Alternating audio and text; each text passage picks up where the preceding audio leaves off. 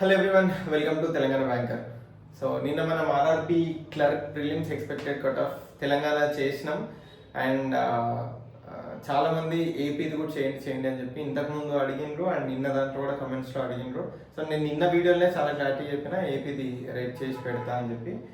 So ఇది AP cut off గురించి. And నేను చాలా క్లారిటీగా చెప్పిన, మనం ఛానల్ పెట్టింది కట్ ఆఫ్ ప్రెడిక్షన్స్ కోసం కాదు. ఎందుకంటే ఎగ్జాక్ట్గా ఎవరు ప్రిడిక్ట్ చేయలేరు. అండ్ ప్రిడిక్ట్ చేసిన తర్వాత అది కొంచెం అటు ఇటు ఉండొచ్చు. ఎగ్జాక్ట్గా చేయడానికి నేనేం ఐబీఎస్లో పనిచేస్తలేను కదా. అండ్ ఇది ఎందుకు చేస్తున్నా అని మీరు అనుకోవచ్చు, మరి దానికి మరి వీడియో చేయడం దేనికి అని చెప్పి. కానీ ఒక ఐడియా కోసం చేస్తున్నా. నిన్ననే క్లారిటీగా చెప్పిన, ఇప్పుడు ప్రిలిమ్స్కి మనకు 23rd ఆ టైంలో రిజల్ట్ వస్తుంది. ఇప్పుడు ఆ రిజల్ట్ వచ్చిన తర్వాత మెయిన్స్కి నీకు ఓన్లీ 1 వీక్ ఉంటుంది. ఈ మొత్తంలో ఎందుకంటే నేను కూడా ఇంతకుముందు నా ప్రిపరేషన్ ఉన్నప్పుడు నేను కూడా అట్లనే చేసుకుంటూ వచ్చినా కాబట్టి ఆబ్వియస్గా 90% వాళ్ళు చేసేది అదే. సో ఎగ్జామ్ ఉంది అంటే ఎగ్జామ్కి మెయిన్స్కి ప్రిపరేషన్ 2 months నుంచి ఎవరు స్టార్ట్ చేయరు. ఎందుకంటే సగం మంది 60-70% డైలమానే ఉంటారు, క్లియర్ అవుతుందా కాదా, కట్ ఆఫ్ ఎంత పోతుండొచ్చు. సో ఇది మైండ్లో తిరుగుతున్నప్పుడు ఆబ్వియస్గా నువ్వు ఫుల్ ఫ్లెజ్ ప్రిపరేషన్లోకి వెళ్ళలేవు. కాబట్టి నీకు ఇంకా కూడా 23 days టైం ఉంది. 23 days కూడా నువ్వు ప్రిపేర్ కాకుండా నువ్వు 22 days ఏమో ఉంది. ప్రిపేర్ కాకుండా నువ్వు వస్తుందో రాదో, ప్రిలిమ్స్ క్లియర్ అవుతుందో కాదో, కాకపోతే వేస్ట్ అవుతుంది కదా, ఈ డైలమా ఉంటుంది. అందుకే మనం రెగ్యులర్గా కట్ ఆఫ్స్ గురించి ఎవరైనా వీడియో చేసిండ్రు అని చెప్పి చెక్ చేస్తుంటాం. చేస్తే మనది కరెక్ట్ మనం వస్తుందా, మనం క్లియర్ అవుతుందా, క్లియర్ అయితే మెయిన్ స్టార్ట్ చేద్దాం. అండ్ కొంతమంది మెయిన్స్ ప్రిపేర్ అవుతూ కూడా వాళ్ళ మైండ్లో తిరుగుతూనే ఉంటుంది. సో నేను వీడియో చేయడానికి ఒక్కటే ఒక రీజన్, ఎందుకంటే ఇప్పుడు ఈ వీడియో చేసినా చేయకపోయినా పెద్ద ఫరక్ ఏం పడదు. అండ్ ఒకవేళ చేసి ప్రిడిక్షన్ గాన ఎగ్జాక్ట్ లేకపోతే, ఇప్పుడు నేను 23 అంటే 23 లేకుండా 22 ఉన్నా కానీ నువ్వేం ప్రిడిక్ట్ చేసినావు అని అడుగుతాను, ఆబ్వియస్గా అంతే. సో నాకు అందుకే ఇది గ్యాంబ్లింగ్ కాదు కదా. సో నాకు అందుకే అది ఇంట్రెస్ట్ ఉండదు. మనం అవేర్నెస్ ఇవ్వడానికి చేసే వీడియోస్ ఏవైనా కూడా, ఇది కూడా అవేర్నెస్ కిందకి వస్తుంది. అదొక్కటే రీజన్. ఇప్పుడు ఎంత కట్ ఆఫ్ ఉంటుంది, ఇప్పుడు నాకు ఒక 52 వస్తున్నాయి. ఇప్పుడు 52కి లాస్ట్ ఇయర్ కట్ ఆఫ్ ఎంత ఉండే, ఇయర్ ఆర్ఆర్బి పిఓ పెరిగింది కాబట్టి ఇది కూడా పెరుగుతుంది, 65 అవుతుంది, 70 పోతుంది అని మైండ్లో ఉన్నప్పుడు 52 ఎక్కడ చదువుతావు నువ్వు? అరే నాకు రాదులే అని చెప్పి లైట్ తీసుకుంటావు. అదే ఒకవేళ కట్ ఆఫ్ 50 వస్తే రిజల్ట్ వచ్చిన తర్వాత నీకున్న 1 వీక్లో నువ్వు ఏం ప్రిపేర్ కాలేవు కదా. నీకు కావాల్సింది మెయిన్స్లో కొట్టడం ఇంపార్టెంట్. సో నువ్వు ప్రిలిమ్స్లో ఎంత మంచిగా ఎంత తెచ్చుకున్నా ఏం పెద్ద డిఫరెన్స్ ఏమి ఉండదు. సో మెయిన్స్కి యూ హ్యావ్ టైం, దానికి ఆ టైం యూజ్ చేసుకొని ప్రిపేర్ కావాలి. దానికోసమే ఒక అవేర్నెస్ లాగా వీడియో చేయడం తప్ప నేను ఏదో ప్రిడిక్ట్ చేసి ఇది కరెక్ట్ ప్రిడిక్ట్ చేసిన సో కరెక్ట్ వస్తుంది, దాని గురించి డిస్కషన్ కూడా అవసరం లేదు. ఇంత ఎట్లా వస్తుంది, రాదు అనుకున్న వాళ్ళు, ఇది కరెక్ట్ ప్రిడిక్షన్ కాదు అనుకున్న వాళ్ళు ఇట్స్ ఫైన్. వాళ్ళు ఎందుకంటే సెల్ఫ్ ఎవరిది వాళ్ళ ప్రిడిక్షన్స్ ఉంటాయి, ఇంత వస్తుండొచ్చు అని, ఇట్స్ ఫైన్. వేరే ఛానల్ వాళ్ళు ప్రిడిక్ట్ చేసింది కూడా ఇట్స్ ఫైన్. నేను ఆ ఛానల్ వేరే ఛానల్స్ ఆబ్వియస్గా వాళ్ళు నార్త్ వాళ్ళు చేసేది వాళ్ళకు మనకు చాలా డిఫరెన్స్ ఉంటుంది. ఎందుకంటే ఇక్కడ గ్రౌండ్ రియాలిటీ వాళ్ళకి తెలియదు. అండ్ దాన్ని మెయిన్గా మైండ్లో పెట్టుకొని చేసే వీడియోస్ అంతే. అండ్ ఇది కూడా నేను అంటే ప్రతి ఒక్కరికి ఒక థియరీ ఉంటుంది. నేనేమి మీరు ఇంతకుముందు ప్రిడిక్షన్ వీడియోస్లో కూడా చూడొచ్చు, నేనేమి గాల్లో వచ్చి 50 ఉంటుంది, 52 ఉంటుంది చూసుకోండి కావాలంటే, ఇవంతా నాకు అవసరం కూడా లేదు. సో నేను కొంచెం స్ట్రాటజీ వాడి, అంటే ఎట్లా ఉంటుండొచ్చు, ఎట్లా ఉంది సిచ్యువేషన్, అండ్ కొంతమందితో మాట్లాడి తెలుసుకొని పేపర్ ఎట్లా వచ్చింది ఇదంతా తెలుసుకున్న తర్వాతనే ఒక అనాలిసిస్ వీడియో చేసేది. సో అందుకే ఆర్ఆర్బి పిఓ కూడా నేను చెప్పిన స్టార్టింగే అది పక్కా ఎక్కువ ఉంటుందని. చాలామంది 30sలో ఉంటుంది, అదే కమెంట్స్లో వచ్చిండే 30 ఉంటుంది, 32 ఉంటుంది, 40 అబో అసలు ఇంపాసిబుల్ ఇవంతా వచ్చిండే. బట్ స్టిల్ నేను అదే మాటకి స్టిక్ అయి ఉండే. అండ్ కట్ ఆఫ్ కూడా ఆల్మోస్ట్ సేమ్ వచ్చింది. సో ఇప్పుడు కూడా నేను నిన్న తెలంగాణ ఆర్ఆర్బి ప్రిలిమ్స్ చేసిన దానికి కూడా నేను చాలా క్లియర్గా చెప్పిన, మహా అంటే ఇప్పుడు నేను ఓబీసీ 55 అంటే ఒక 2 మార్క్స్ అటు ఇటు ఉండొచ్చు. బట్ 65-70 ఉంటుంది కట్ ఆఫ్ అని ప్రిపరేషన్ ఆపేసుకునే వాళ్ళకి చాలా హెల్ప్ అవుతుంది కదా. సో ప్రెడిక్షన్ కరెక్టా రాంగా అది పక్కకు పెట్టండి.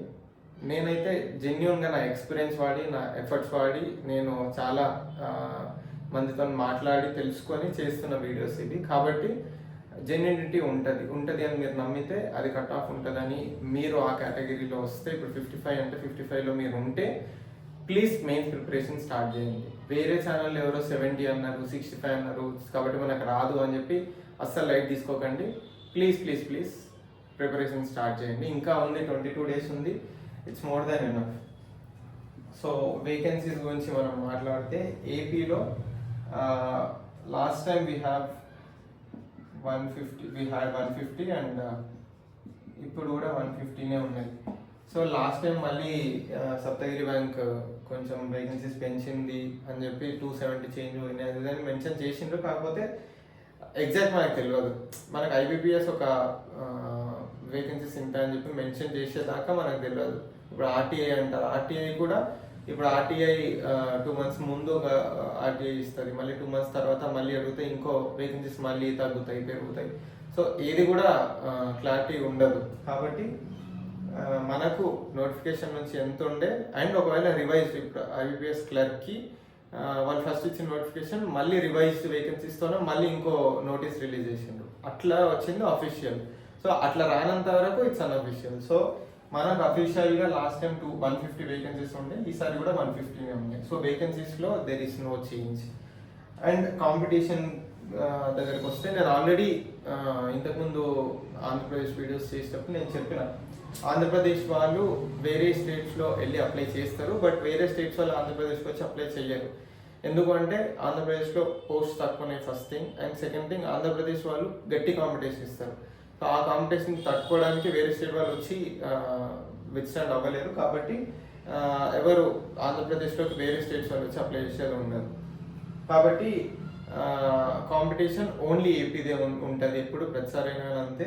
అండ్ ఈసారి ఒక ఫ్యాక్టర్ కొంచెం చేంజ్ చేసే, ఈ ఏమంటారు దీని, ఈ కాంపిటీషన్ని కొంచెం కదిలిచ్చే ఫ్యాక్టర్ ఏదన్నా ఉంది అంటే అది Karnataka vacancies.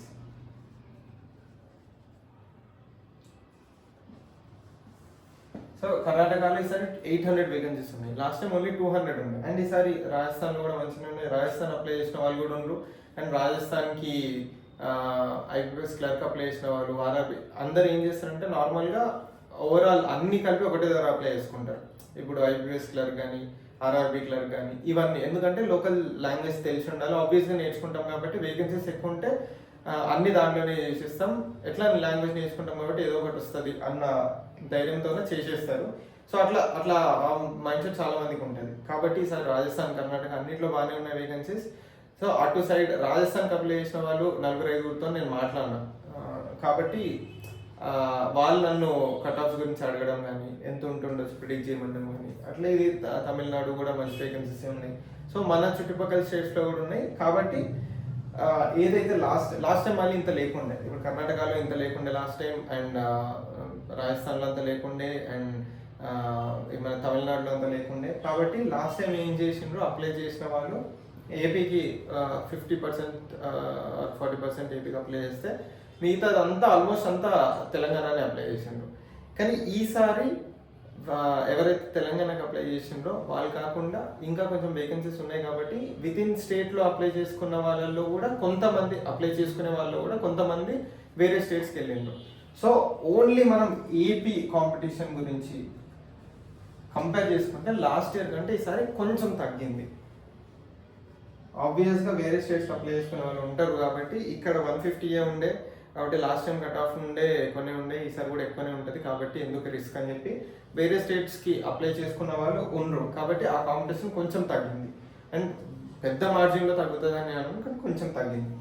And question paper డిఫికల్టీకి వస్తే నేను నిన్న తెలంగాణ దానిలో కూడా చెప్పిన, క్వశ్చన్ పేపర్ డిఫికల్టీ ఆబ్వియస్గా ఎవ్రీ ఇయర్ సేమ్ ఉంటుంది డిఫికల్టీ లెవెల్. కొంచెం క్వాంట్లో లాస్ట్ ఇయర్ టఫ్ వస్తే ఈసారి రీజనింగ్ టఫ్ వస్తుంది, అంతే చేంజ్ తప్ప overall question paper difficulty wise చూసుకుంటే ఈక్వలే ఉంటుంది.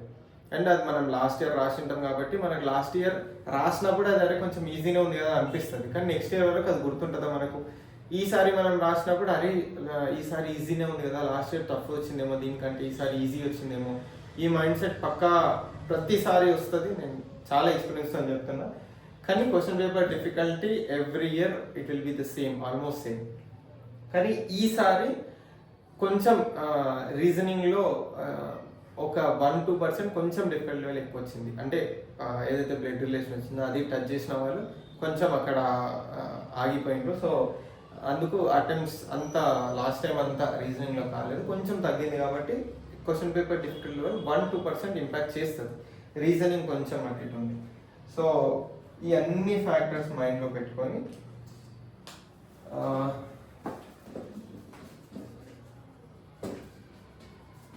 లాస్ట్ టైం మనకు కట్ ఆఫ్ ఏపీకి 65.5 ఉంది.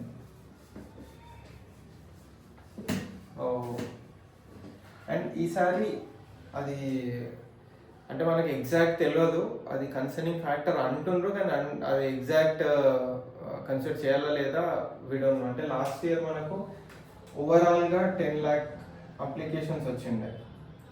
సో ఈసారి ఇట్ వాజ్ 15 lakhs. ఇప్పుడు ఇది 5 lakhs పెరిగింది కాబట్టి ఒకటే స్టేట్ మీద అంత పడుతుంది, అదంతా కాదు. నార్మల్గా 10 lakhs అప్లికేషన్స్ ఉంటే దాంట్లో ఎగ్జామ్ రాసిన వాళ్ళు ఎంతమంది అన్నది ఇంపార్టెంట్. అది ఎగ్జాక్ట్ వాల్యూ మనకు తెలియదు, ఎప్పుడు కూడా తెలియదు, వాళ్ళు మెన్షన్ చెయ్యరు కాబట్టి. సో ఇది 10 lakhs ఉండే, ఇప్పుడు 15 lakhs అయింది. కానీ ఈ 15 lakhsలో కొంతమంది జస్ట్ అప్లై చేసి ఫీజు కట్టని వాళ్ళు కొంతమంది ఉంటారు, అండ్ అప్లై చేసి ఎగ్జామ్ రాయని వాళ్ళు కొంతమంది ఉంటారు. అంటే అంత సీరియస్నెస్ లేని వాళ్ళు చాలామంది జస్ట్ అప్లై చేస్తారు, ఫీజు కట్టేదాకా వచ్చారు, వదిలేస్తారు. కానీ అది కూడా ఒకటి కౌంట్ అవుతుంది. అండ్ కొంతమంది ఇప్పుడు అప్లై చేసి ఫీజు పే చేసి తర్వాత మళ్ళీ దాంట్లో ఏమైనా చేంజెస్ ఉన్నాయని చెప్పి మళ్ళీ సెకండ్ అప్లికేషన్ ఇస్తారు. సో అట్లా డిఫరెంట్ ఉంటాయి ఫ్యాక్టర్స్. సో 15 lakhs అప్లై చేసినట్టే 15 lakhs మెంబర్స్ రాయరు, అందులో ఒక 12 lakhs రాసిన, లేకపోతే ఒక 12-13 lakhs రాసిన పెద్ద డిఫరెన్స్ ఏం లేదు, జస్ట్ 2-3 lakhs డిఫరెన్సే ఉంటుంది ఓవరాల్గా అన్ని స్టేట్స్లో యూటీస్లో కలిపి. సో దీన్ని స్టేట్స్ వైజ్ వేకెన్సీస్ ఎక్కువ ఉన్న దగ్గర అట్లా డివైడ్ చేసుకుంటే మన ఏపీకి 150 ఉన్నాయి వేకెన్సీస్. సో నేను చెప్పిన ఆల్రెడీ బయట వాళ్ళు వచ్చి ఎవరు చేయరు, విత్ ఇన్ ద స్టేట్ వాళ్ళే చేసేది.